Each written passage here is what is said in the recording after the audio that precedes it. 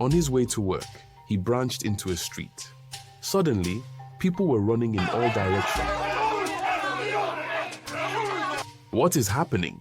he asked a young man in front of his shop. The man was hurriedly trying to close up. To which the man replied, "It's the cult gangs at war again. Please run and hide. The streets are unsafe during this period." The man quickly locked his shop and started running in the opposite direction, prompting Tai to start running as well. The sound of shouts and gunshots could be heard, and people were scampering for safety. When the gunshots rang out, Tai took off running down a narrow street. The chaos and turmoil caused by the cult wars were incredibly intense in this area. And so, as bullets were flying here and there, he was unfortunate to be hit in the back by a stray bullet. He fell unconscious in the middle of the street in a pool of blood. By this time, the streets were relatively empty. People had abandoned the streets for the safety of their own lives.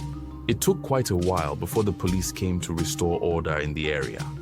One by one, people started walking over to where Tai was lying down unconscious.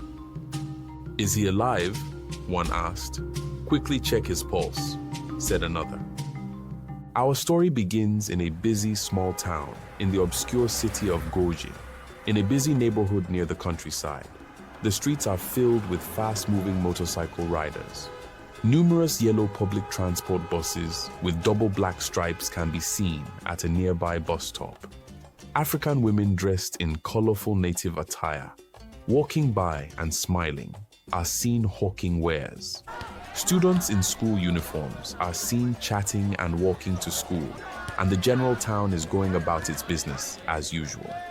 The family of Awele had just welcomed the fantastic news of the birth of their twin baby boys. Aramide, a young and beautiful woman, married to Bayo, a hard-working young man, lived a simple life, filled with love and laughter. They had been married for some time and had been trying to have a baby for 6 years. At last, their prayers were answered, and the joyous day finally arrived. At a local hospital, Aramide gave birth to 2 beautiful boys, Tai and Kehinde. Joy filled their hearts as they held their newborn baby boys in their hands. With smiles and a warm atmosphere of joy and happiness, Bayo calmly said, "This calls for a celebration." He quickly stepped out to get a gift for his wife, who was still lying in bed after hard labor. The twins were identical in almost every way, but Kehinde had a distinct birthmark on his forehead, which set him apart. Aramide was still lying down on the hospital bed when a nurse approached with the news that Kehinde needed to be taken for a routine checkup. Little did she know, this would be the last time she would see her second son for many years. The nurse, conspiring with a corrupt doctor, had sinister intentions. A wealthy couple desperately needed a child to adopt, and the doctor assured them he would connect them with a highly recommended adoption agency. The wealthy couple was unaware that the adoption agency had a reputation for engaging in shady and questionable practices. The doctor and nurse on duty devised a detailed plan to abduct her baby and sell it to this corrupt agency. Their sole motivation was financial. They stood to make up to 25 million naira if their devious scheme was successful. Later, after some time, when the nurse returned without Kehinde, Aramide grew worried. She demanded to see her baby, but was met with excuses. Panic set in as she realized something was wrong. The nurse on duty, unwilling to accept that Kehinde's mysterious disappearance was her own doing, began arguing with her, explaining that Kehinde had been moved to a different wardroom. So, he would soon be brought back after the required tests. Minutes slowly turned into agonizing hours with no sign of her baby boy, Kehinde. By now, Aramide was frantic, tears streaming down her face as worry consumed her.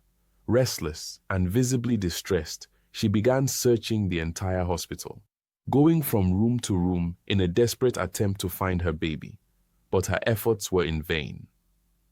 Bayo had returned to the hospital with a gift basket in his hand, only to find his wife sitting on a chair near the hospital bed, crying profusely. "What's the matter, dear?" he asked. He quickly scanned the room and discovered that Kehinde was missing. He was not in the crib with Tay. With a shaky voice, his wife then told him what had happened. Upon hearing the news, Bayo was filled with uncontrollable rage. He stormed the hospital reception center, threatening to sue the entire staff for negligence. His anger was palpable, and he vowed to find out the truth about Kehinde's disappearance. "Where is Kehinde? Where is my son?" he asked the nurse on duty angrily, but everyone he asked was not forthcoming.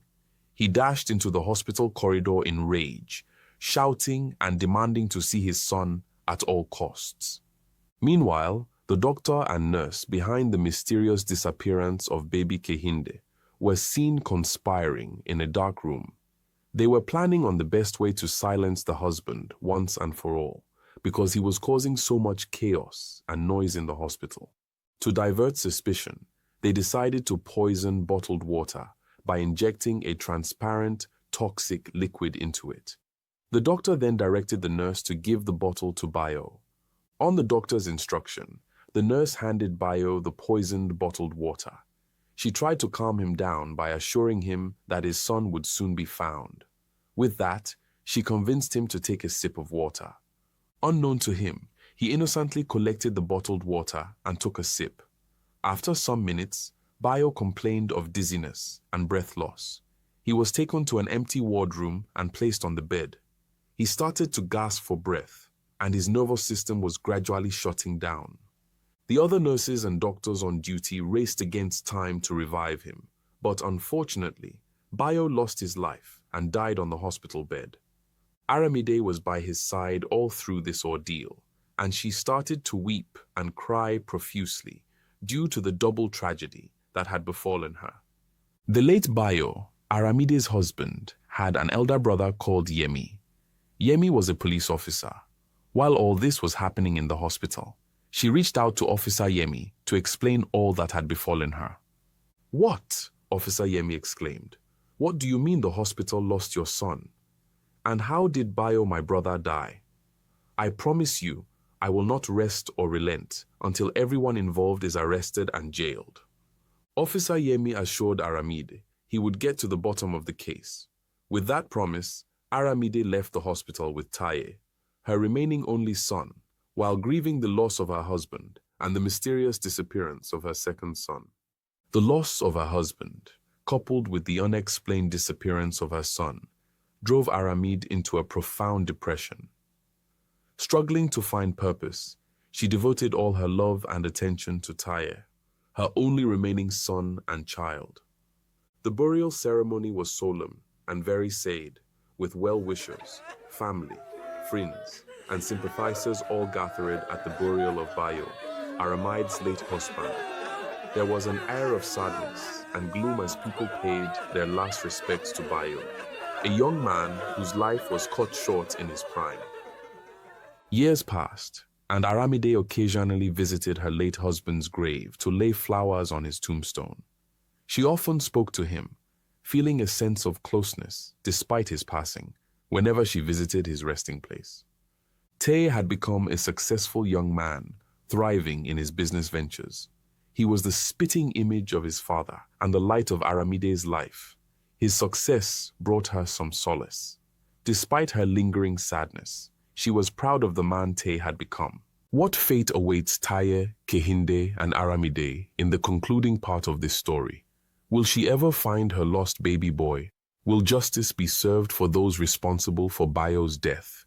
These questions and many more will be revealed in the part 2 of this story. Please like, share, subscribe, and put on the notification bell so you don't miss the concluding part of this exhilarating story. Till I bring to you another enchanting African tale, this is the African Storyteller.